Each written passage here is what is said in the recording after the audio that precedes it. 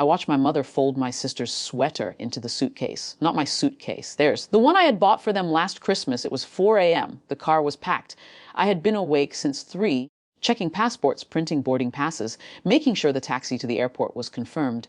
I had done all of this before. Planning was what I did, what I had always done. My father stood by the door, avoiding my eyes. My sister sat on the arm of the sofa, scrolling through her phone, a small smile playing at the corner of her mouth. She hadn't packed anything. She didn't need to.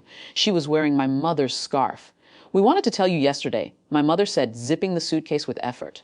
But you were working late. I watched her hands. The same hands that had braided my hair before school. The same hands that had signed my scholarship papers. The same hands that now packed for my sister.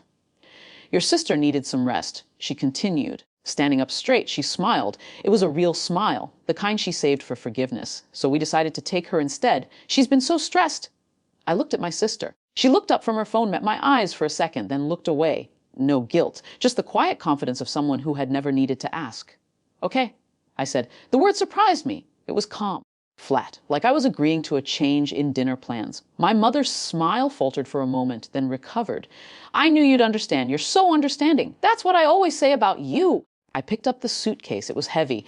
I carried it to the car anyway. Cue the drive to the airport was quiet. My parents sat in the back. My sister sat in the passenger seat, adjusting the seat warmer. The radio, the air conditioning. She treated my car like a rental.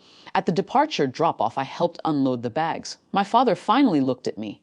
You're sure you don't mind? I handed him the folder. Inside, hotel confirmations, tour vouchers, emergency numbers, a handwritten list of phrases in Italian. I had spent 3 weeks on that list.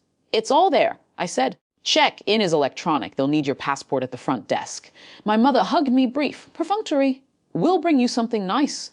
I watched them walk through the sliding doors. My sister didn't look back. I drove home in silence. I made tea, sat at my kitchen table, waited. The call came 3 hours later. My mother's voice. Different. There's a problem at the hotel? I stirred my tea. They say the reservation is in your name. They won't let us check in. That's correct. Silence. But we're here. We have the confirmation number.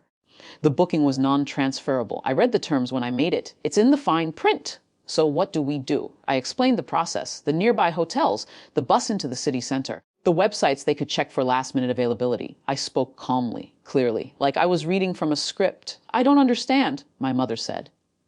Why would you book it like that? I didn't answer. We don't have a hotel for the night. Your sister is tired. She's crying. I looked at my tea. It had gone cold. I'm sure you'll figure it out, I said. You always do. I hung up. The phone rang 6 more times that night. I let it go to voicemail. The first message of confusion, the second frustration, the third anger. My father's voice, demanding I fix this. The fourth, quiet. My mother's voice, smaller than I had ever heard it, asking what they had done wrong. The fifth, silence, then a hang up.